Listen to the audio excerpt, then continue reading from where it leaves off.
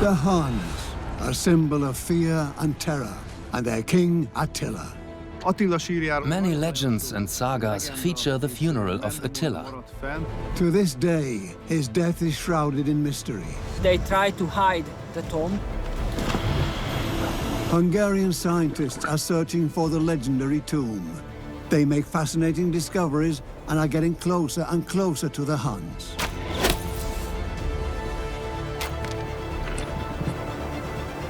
I'm standing on the wall of Attila's castle. Will they uncover the secret of the Hun King? Unbelievable. Where's Attila's tomb? The great myths of mankind. Mysteries passed on over thousands of years. Inexplicable events, places shrouded in legend, and superhuman heroes. Even scientists are fascinated.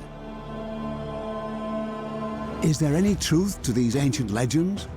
Researchers across the globe are working hard to solve the greatest mysteries of our time.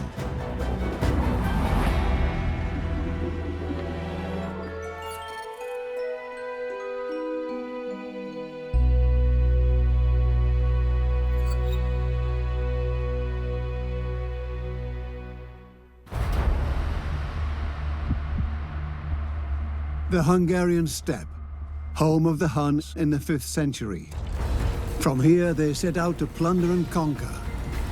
Ghost riders attacking out of nowhere, forcing entire tribes to flee.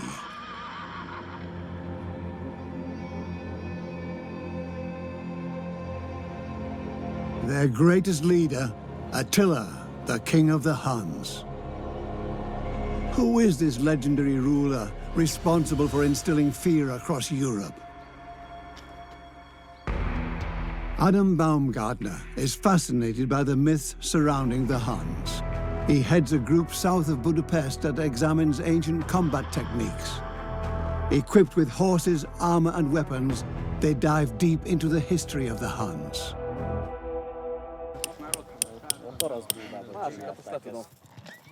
The most fascinating thing about the Huns is that they came from nowhere. They fought with both Roman empires, defeating one of them.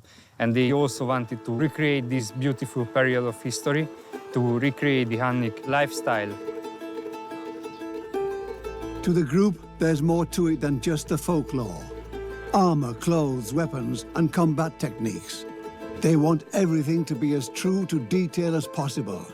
Attila has become a cult legend to many Hungarians.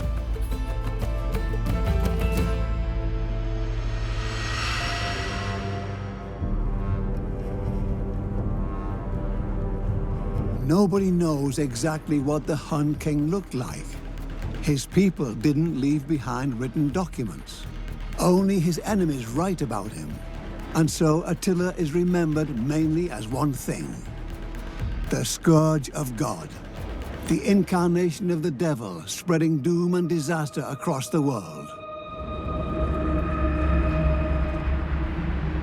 Psychological warfare works on the basis that we are hugely intelligent cognitive beings with very, very strong imaginations, which means that imagination and our emotions can be manipulated. It works because it takes some of our attention away from the battlefield. It was in the Huns' favour to be feared because it meant that some of the battle had already been won even before the actual battle commenced.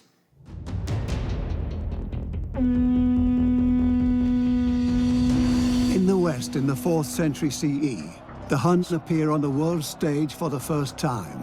As part of bloody campaigns, martial horsemen advance deep into the heart of Europe.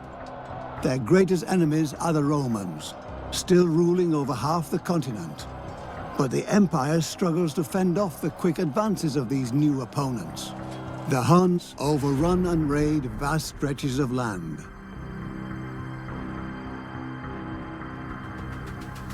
In the 4th century, the Roman Empire is divided into two separate empires, one in the west and one in the east. After subjecting a large number of Goths to their rule, the Huns move on to Roman legions.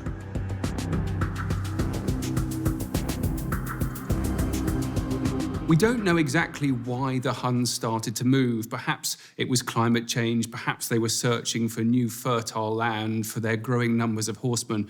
But we are certain that when they started to move, they pushed in front of them tens of thousands of people, and they fought those tribes as well, pushing them up against the walls of the Roman Empire.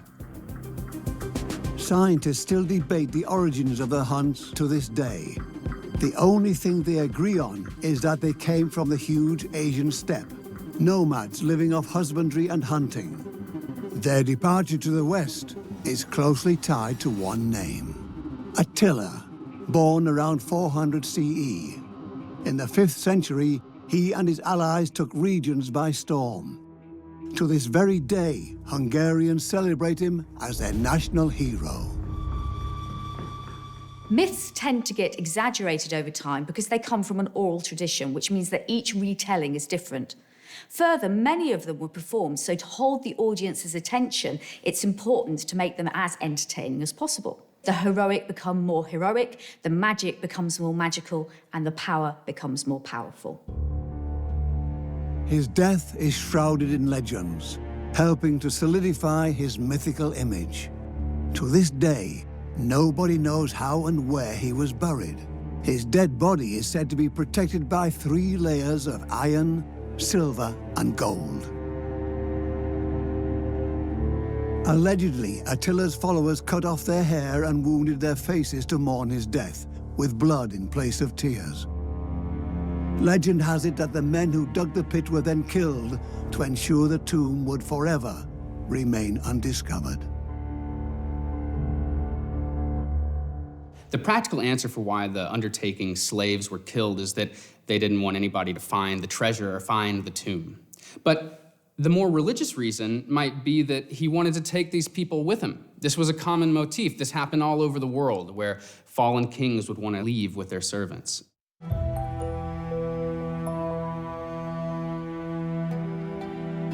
Most experts believe Attila was buried in Hungary, in an undisclosed location near the Danube.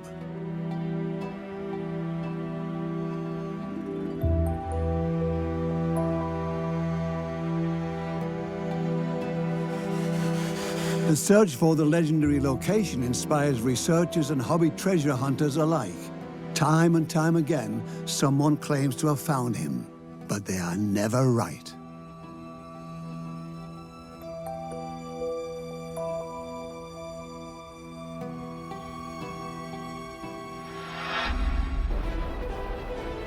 Musician Leventi Seregni has been looking for traces of Attila and the Huns for quite some time. He's on his way to an excavation site in the Polish mountains.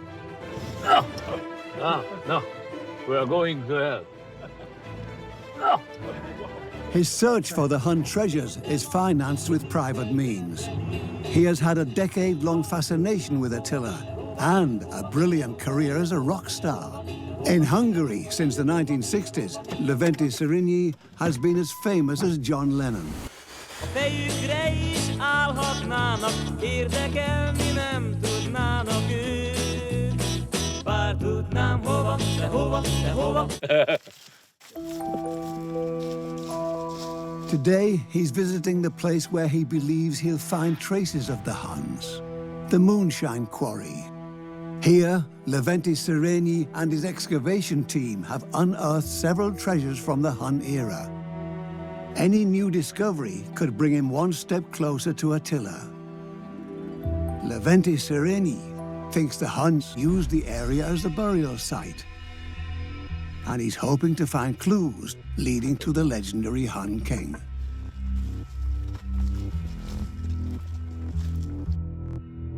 This used to be a Roman quarry. When the Huns arrived, they changed everything, but nobody knows why. Recently, the team has found some bones dating back 1,500 years. A first clue as to how the Huns might have used this former quarry.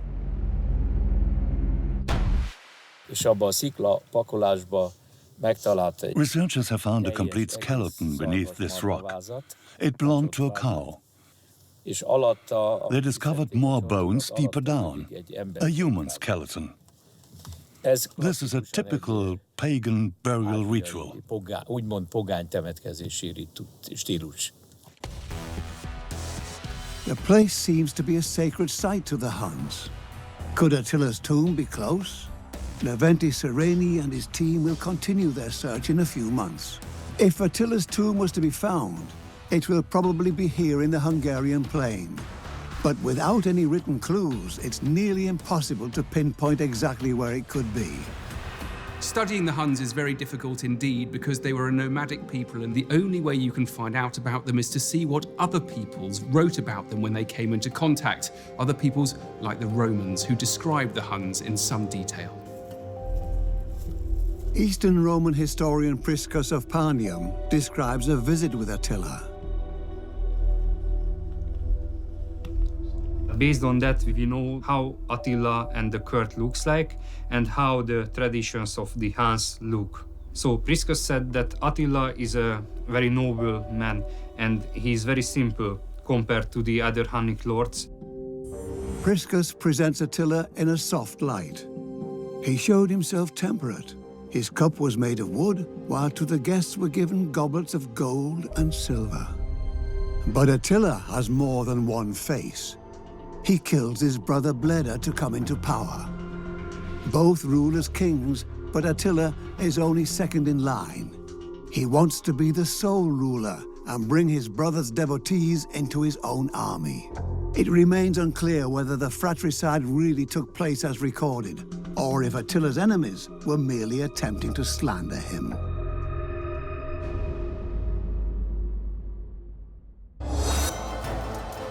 But we know Attila wins the loyalty of the most important tribal chiefs. Germanic tribes also fight alongside him. Contemporaries estimate his army consists of 500,000 warriors, which is probably exaggerated. Jointly, they wage war against the Romans. Attila starts by fighting the Eastern Roman Empire. Emperor Theodosius pays dearly for peace and agrees to tribute payments. Attila goes on to turn against the Western Roman Empire. The empire of the Hun King stretches from the Caspian Sea to the Alps. Despite what some historians would like us believe, Attila wasn't just some ruthless barbarian. He must have also possessed some fairly exceptional skills to have been able to organize a cavalry this large. He must have spoken several languages, since the Huns were people of various ethnicities. So he was knowledgeable, he was strategic, and he knew how to negotiate with other rulers. Remains of the Huns are scattered all over Hungary. Archaeologist Gabor Wilhelm specializes in excavating antique tombs. To him, each grave is just a piece of the puzzle. Archaeological finds are crucial sources when it comes to reconstructing the history of the Huns, their spread and their wars. Starting in Central Asia, a map shows how the Huns ravaged almost all of Europe and Asia. Some finds even point to Attila himself.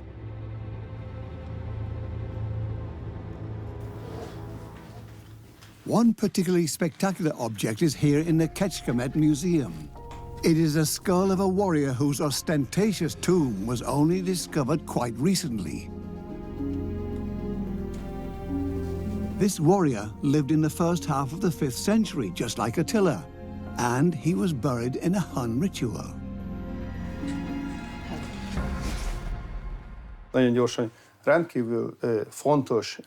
This tomb is an important find because there are still many unanswered questions on the Huns. Thanks to written tradition, we know a few things about Attila, but finds from this era are rare. Even the smallest artifacts help us to complete this mosaic, this puzzle. We got the skull back from the anthropologist. He pointed out that the nasal bridge is very large. This is a crucial detail. It's a typical Mongolian feature. Right after the excavation, he also said that there are traces of the upper bandage up here. We were also able to see this in the first pictures.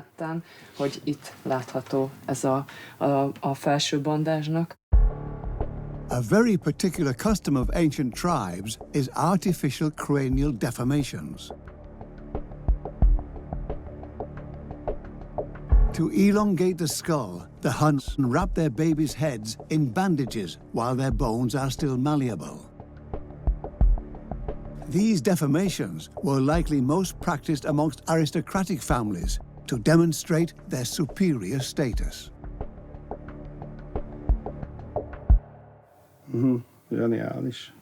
Brilliant. One of the most deformed skulls he's ever seen. He must have been really handsome. But who is this mysterious Hun warrior? The tomb is unusually exquisite. Could this be Attila himself? Bountiful burial objects could mean Attila is close. Golden jewelry, belt buckles, an iron sword. No doubt this has to be the grave of a powerful man. But one detail doesn't add up. This warrior died young. Attila, however, probably lived until he was about 50. Nevertheless, the archaeologists linked the find directly to Attila. This young man was part of the Hun elite, so it's very likely that he knew Attila. It is quite possible that the young warrior fought alongside Attila. As the supreme ruler of the Huns, Attila always leads his people into battle. It is not only the Huns' legendary morale that gets the Roman rulers into dire straits. Adam Baumgartner's men train with weapons of antiquity: swords, spears, arrows, and bows. The premier class, fighting on horseback like in Attila's time. The Huns are training their whole life. They are training with different weapons. They are training to use the spears, use the bows.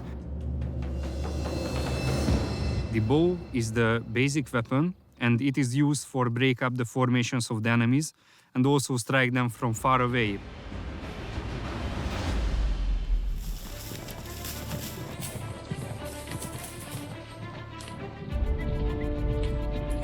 The Huns are coming! The Huns are specialized in taking their opponents by surprise. Baumgartner's group is rehearsing an attack on a Roman camp. Secret of the Hunnic warfare is that they are fighting from a running horse and they are using a very powerful bow.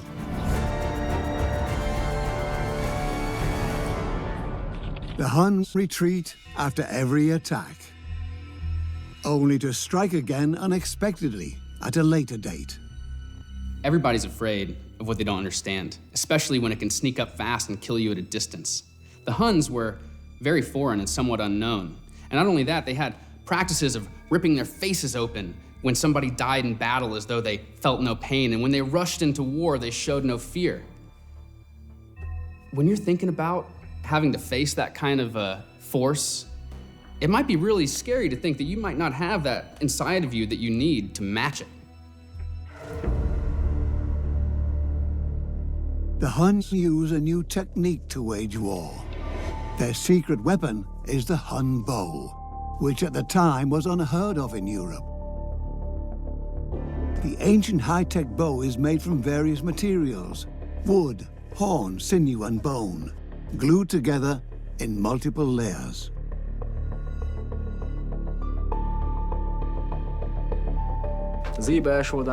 Here on the inside of the bow you have the animal horn, the center has a wooden core, and on the outside there are animal sinews. Here we can see that the horn and the grip have been reinforced with bone plates. All these features reinforce the bow while making it highly flexible. The bow is drawn further back, and its various components are able to store more energy.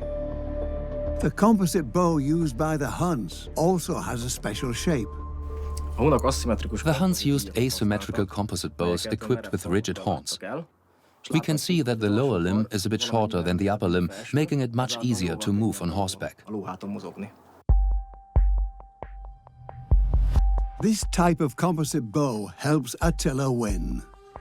The deadly arrows are accelerated by the horse's speed, which further increases the force of their impact. The nimble composite bows allow the Hun to shoot backwards, even when galloping in the opposite direction, meaning they can weaken their enemies even in retreat mode. We want to put the impact of these ancient arrows to the test. Our target, 2 pumpkins. Our weapons, a longbow, the typical long-range weapon used in Roman times and into the Middle Ages. Next to it, the composite bow of the Huns. Bows can only be drawn right before they're shot, otherwise the force exerted at rest would be too great. Which type of weapon is more destructive?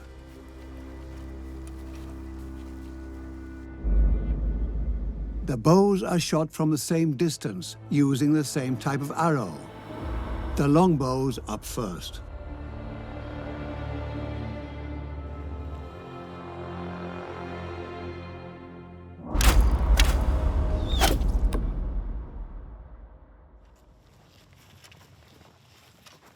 The longbow went through.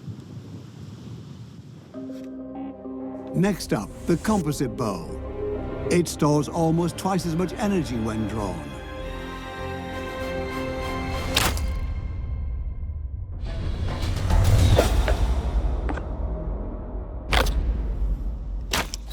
Whoa! You smashed it! Oh yeah, it's complete. The result is clear. The arrow from the Hun bow penetrates the pumpkin almost completely. Composite bow is the winner.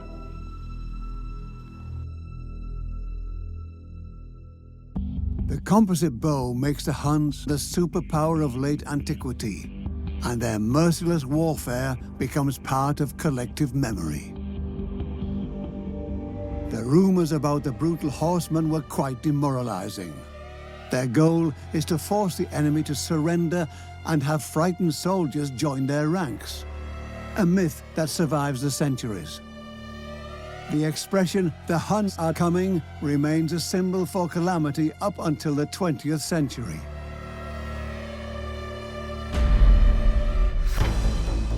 In 1900, German soldiers are deployed to China to thwart a rebellion. Emperor Wilhelm II gives his infamous Hun speech, asking his soldiers to show no mercy to their opponents. He wants the Chinese to fear the Germans like the world once feared Attila the Hun. Based on Wilhelm's address, the Hun becomes a new epithet for the Germans. British and American newspapers happily use this image during World War I. In World War II, Nazi propaganda tries to instrumentalize the old fear of enemy attacks from the east, comparing the Soviet army to the Huns. In December 1941, Hitler declares the Soviet Union is trying to destroy Europe as the Huns once did, and therefore to save Europe, he must invade Russia. The Huns became a very valuable tool for later propaganda purposes, because if you needed to label a people as unpredictable, as violent, as ferocious, then you simply called them the Huns, and to do so brought with it this air of mystery, of wildness, and of violence. The Huns, fearless and merciless warriors, an image that lives on for over 1,500 years.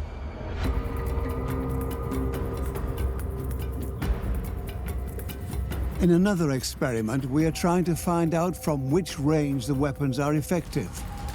In battles, penetrating power isn't the only deciding factor. Reach also plays a key role. On a field near the riding arena, the men mark out 200 meters by placing a pumpkin on the ground every 20 meters.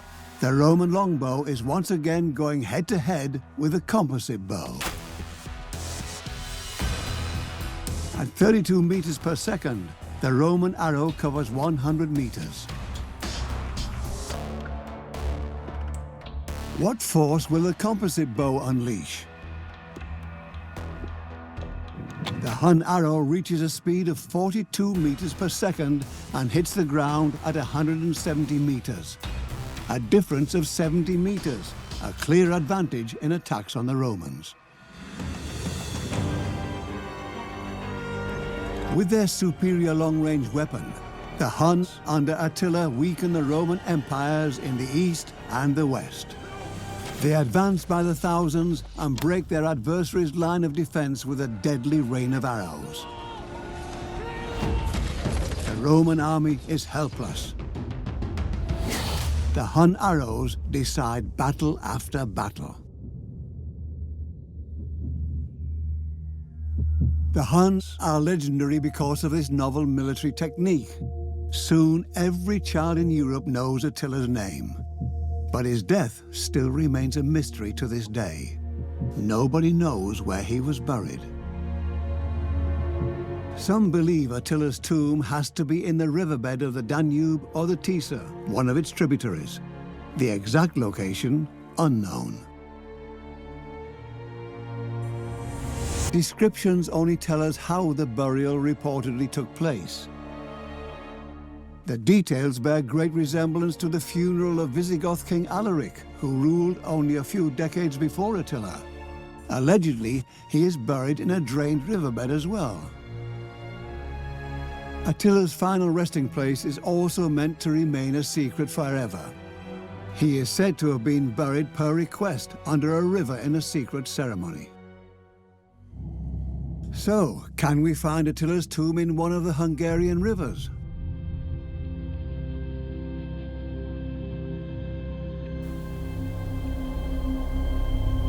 Attila Todt is an underwater archaeologist. The Hungarian rivers are like a second home to him and his team. If Attila's grave really were to be found on the bottom of the Danube or one of its tributaries, Attila Todt would be the one to find it.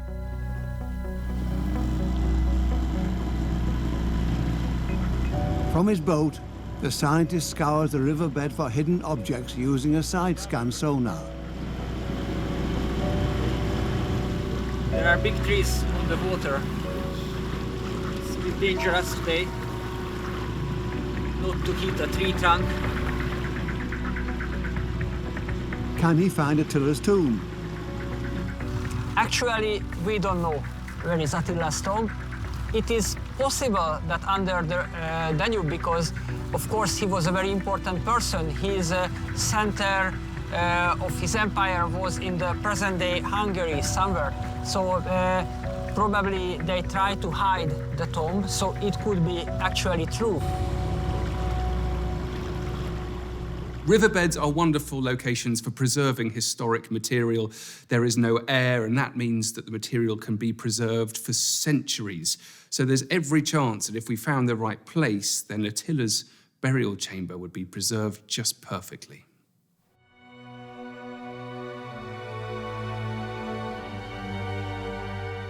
But how could a king be buried under a river? The Danube or Tisza would have had to be dammed or drained. The Hun warriors on horseback could only have achieved this by using topographical features, with islands to shorten the dam. A natural barrier would mean the water only needs to be dammed on one side, while the other side serves as a natural drain. This way, Attila's men might be able to dig a grave that could be inundated at a later date. We found Roman materials and far older relics along the Danube. I don't see why we wouldn't be able to find memories of the Huns, if not Attila's grave itself. Will the underwater archaeologists track down Attila's hidden tomb?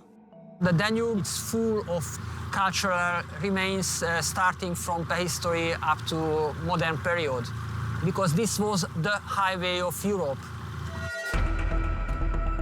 It's highly likely that it was crossed by a Hun army 1,500 years ago.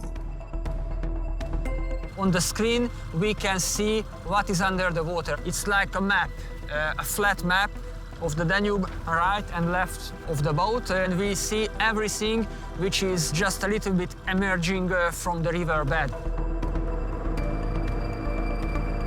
Ultrasonic waves and GPS data from the boat provide researchers with images of what lies beneath the riverbed. Whatever is hidden down there, a tomb, ruins, lost treasures, will be visible on the screen. Suddenly, they discover something. We have a very big block, maybe a piece of wall. We are just going over two walls, forming rectangular structure. Maybe, it's beautiful. I think it was a Roman tower, a big tower of fortification. An old Roman fort on the outer imperial frontier. So this is the position where we have to dive, and I think it's a very good location because we have no current. The depth is only 4.7 meters. Yeah, we save the position, so we dive here and look at what's under the water. The site is promising.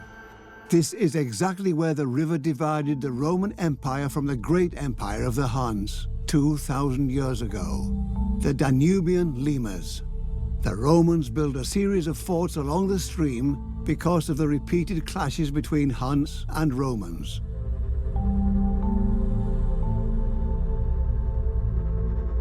Attila is looking to raid and force them into making tribute payments, a business model that submits opponents. To the Romans, it's the beginning of a long and trying war. Neither protective walls nor military equipment can shelter them from the Hun attacks. The chain mail is a typical piece of Roman armor. Used for centuries, it protects them against cut and thrust weapons. But can it also deflect Hun arrows? This group wants to put it to the test. From a 10-meter distance, the penetrating power of an arrow is deadly. The chain mail does not stop the projectile. The Huns use another kind of protection, lamella or scale armor, which can even withstand arrows. Hun leaders and tribal chiefs went into battle wearing this armor, and Attila most probably did too.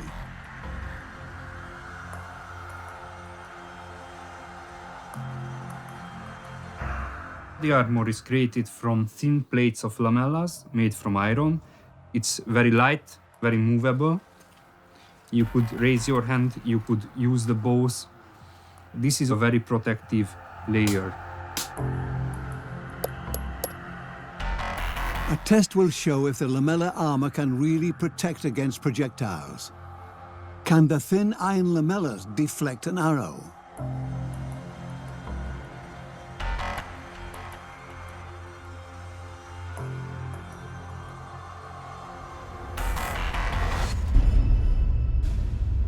The arrow really bounces off. The energy spreads across the lamellas, weakening the impact. It's clear. The Hun armor provides better protection, at least against incoming arrows. It's also light and flexible, ideal for fighting high on horseback. It went through the chains and the lamella blocked it. Their weapons, armor, and combat techniques fuel the myth of the invincible Hun.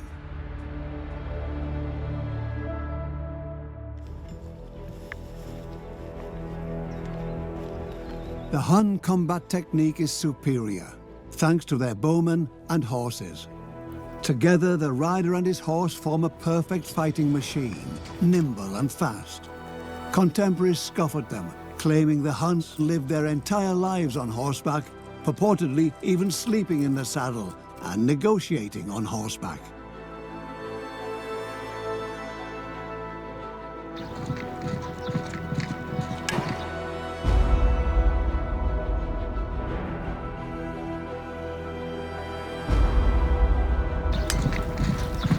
The Huns are training from early childhood on horseback. The speed of the horse is also giving them additional range and power. Their horses allow the Huns to cover up to 80 kilometers per day, which makes them more than twice as fast as the Roman legions. The horseback attacks are also psychologically powerful. They are using the blood of their enemies to warming up the horses. They put it to the nose, so they are not afraid from the smell of the blood. Ghost riders attacking their adversaries out of the blue, lightly armed but incredibly fast and nimble. They instill fear into the hearts of Europeans. And one man embodies this terror like no other. Attila, almost superhuman, invincible. At the peak of his power in 451, Attila attacks Roman cities in Gaul, culminating in a decisive battle of the Catalonian plains. 40,000 Roman warriors against 45,000 Huns and their devotees. In ancient times, it's the battle of the nations. The Roman troops managed to push back and surround Attila. It's a stalemate. For the very first time, the dreaded Hun King is forced to admit defeat.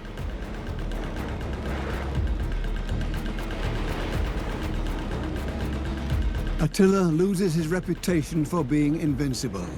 The following year, he invades Italy, but can't conquer Rome.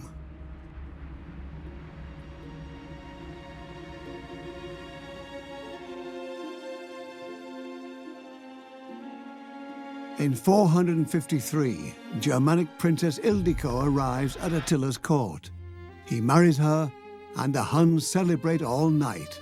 But in the morning, there is silence, the legend goes.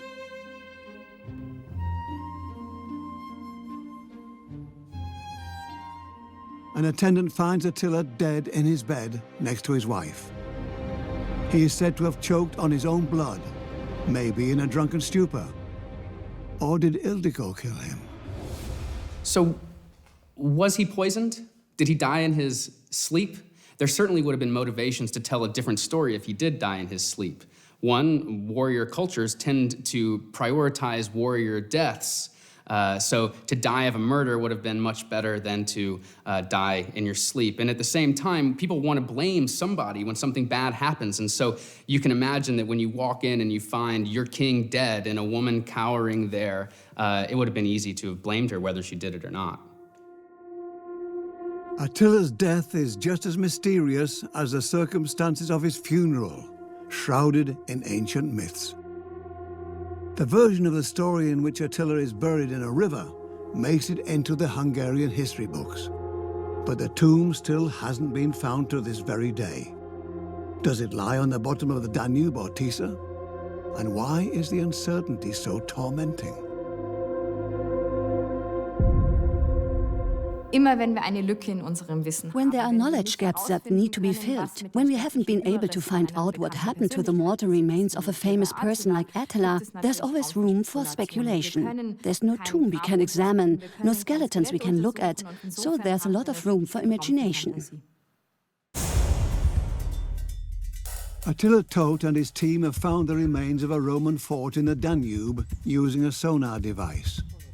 They need special equipment for the dive. This metal detector is a very useful device for us because the visibility is very short. I mean, 20-40 centimeters in the Danube. So when we are swimming, we are just scanning the riverbed, and it is signing every small metal object, so you can touch it and look at it if it is archaeological find or not.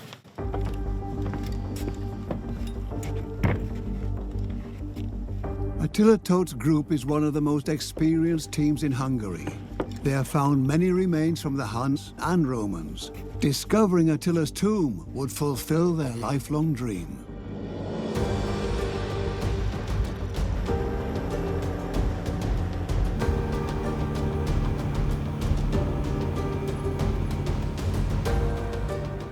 Of course, everything could be possible. So we are searching the Danube for, and the Tisa and all rivers here in the Carpathian Basin for cultural heritage.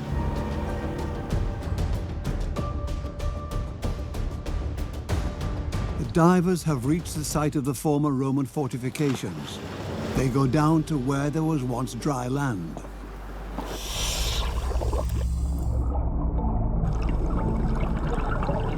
Patience and the right tools are the only way to find something in the mud.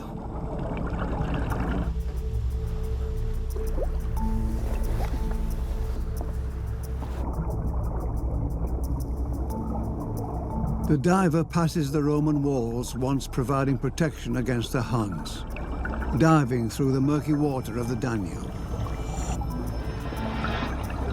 Suddenly, the metal detector starts going off. There's got to be an iron object hidden between the stones.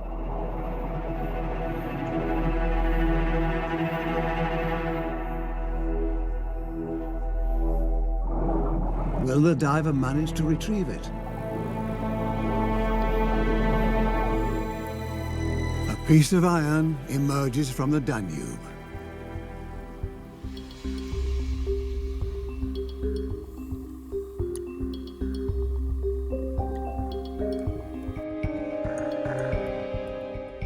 Looks like a handmade ancient iron nail.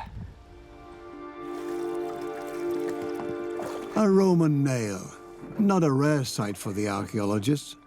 They don't discover any Hun remains this time.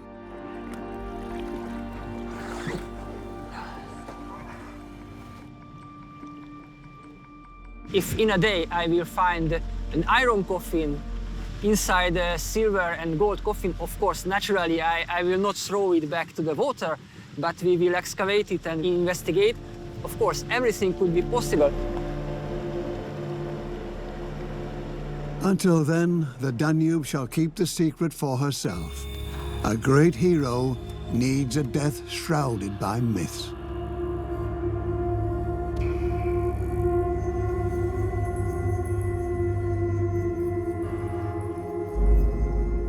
To the Hungarians, Attila is like a national myth. He's become a central figure in Hungarian historiography because of his power and the way he was able to intimidate his opponents.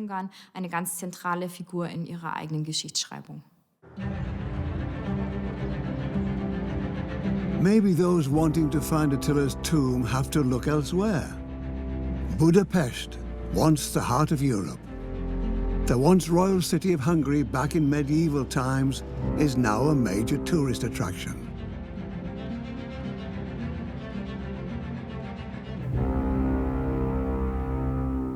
It is also where the life work of an unknown author is stored. The Hungarians refer to him as anonymous. His oeuvre is titled the Gesta Hungarorum, the deeds of the Hungarians. The 800-year-old manuscript is kept in the National Library in Buda Castle. Historian Laszlo Veszprémy has studied it for years. It is the first depiction of Hungarian history that goes back to Attila's time. Narrations and legends that had previously been passed on orally. In Hungary, it's a valuable treasure documenting their past. And it turns out the old text really contains hidden clues about Attila's tomb.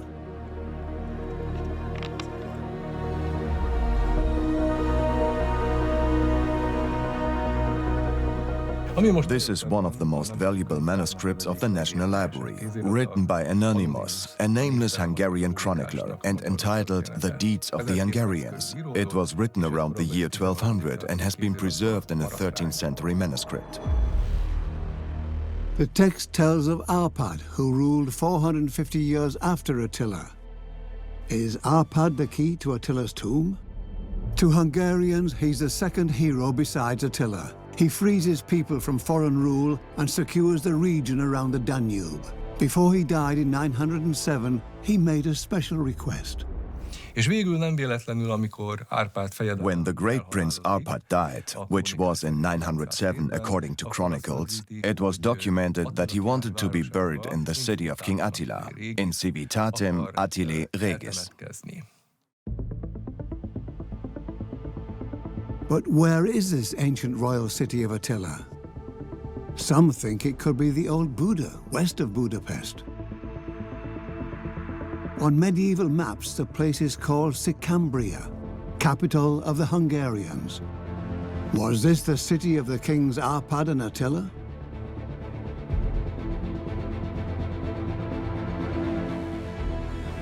Sicambria is believed to be lost, but its ruins might be found in the woods of the Pilish Mountains. Just a few kilometers outside Budapest, near the town of Budakalász, everything comes together. Ecologist Imre Lansky has studied the medieval maps and is convinced that the ancient royal city is located in this forest. I can't put it in any other way. This is the atrium of the castle, and I'll show you where the walls stood. There we can also see the moat.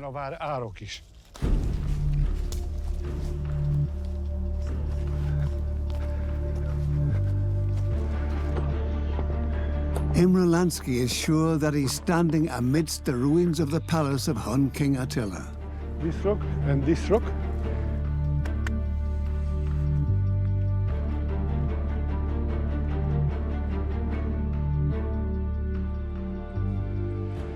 I'm standing on the wall of Attila's castle. The wall was already here back then. If Imre Lansky's assumption proves to be true, Attila's tomb might also be somewhere among these trees and rocks. This was Sicambria. Later it was called Attila's castle. Etzelburg in German.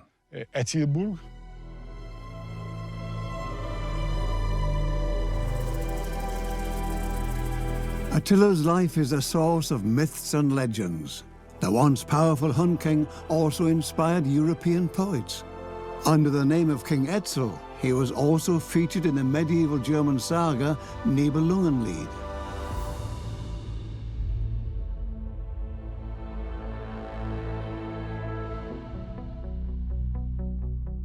Joachim Heinzler takes a closer look at this myth in the monastery library of St. Gall. He is a Nibelung expert. He thinks the investigation needs to be conducted using the old text.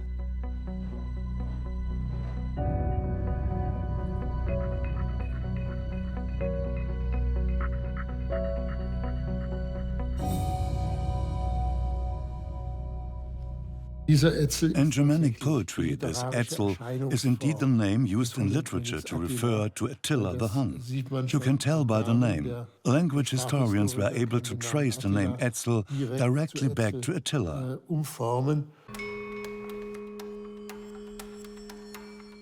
In the Nibelungenlied, Etzel marries Burgundian princess Kriemhild. Etzel is not portrayed as a brutal ruler, but as an old and mild-mannered king. His royal city is called Etzelburg and lies where old Buda used to be.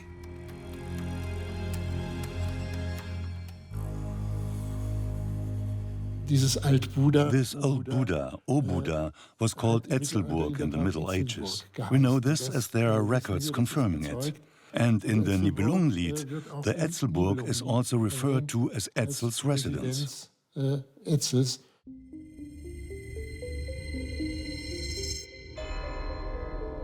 Imre Lansky believes Attila's grave lies in an old quarry directly behind the ruins of the reputed royal city.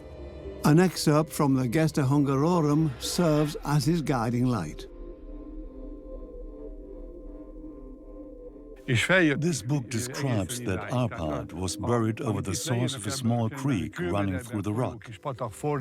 This is why we've come here. I followed the directions in the Gesta Hungarorum.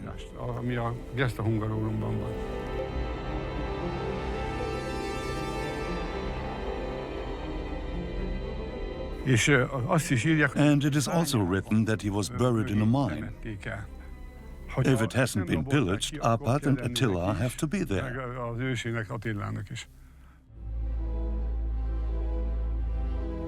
The ecologist has observed irregularities in the treetops. Some of the trees have grown in a peculiar way, which could point to a cavity in the ground. After 8 or 10 meters, the tree or its main branch begins tilting to the side and cannot continue growing straight, so it grows sideways. You can see that perfectly over there. And over there, on the black locust, we can also see the deformation along the whole tree. There's got to be a large cavity underneath us, between here and there.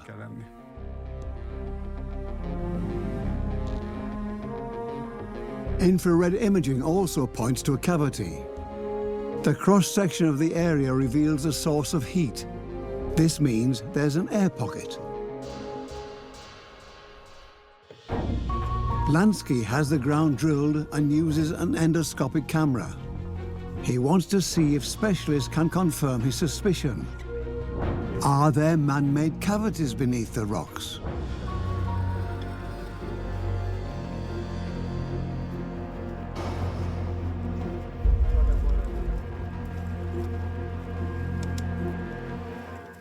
At about 12 meters down, there's got to be a crack and the edge of a cavity. The camera probe slowly makes its way through the ground.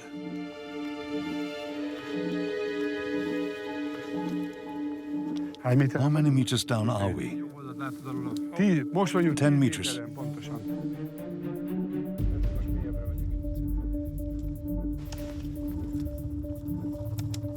There you go. Here we are. Slowly, slowly.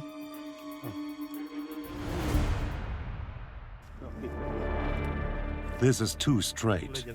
This stone has been worked. This is a fragmented stone. It is pretty smooth over here too. Go back a bit. And the rock is not the same.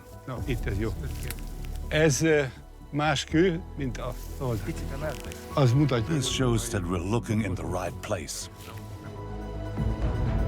Imre Lansky has found the cavity. That's fantastic. Unbelievable. Very, very good. Is this the defining piece of the puzzle in the search for Attila's tomb? Imre Lansky has to be patient and raise money to excavate this site. If we were lucky enough actually to find the place where Attila the Hun was buried, then, and only then, I think, could we say that he would be no longer a myth. Attila the Hun, feared and admired to this day. It only seems to be a matter of time until the mystery surrounding his tomb will be revealed.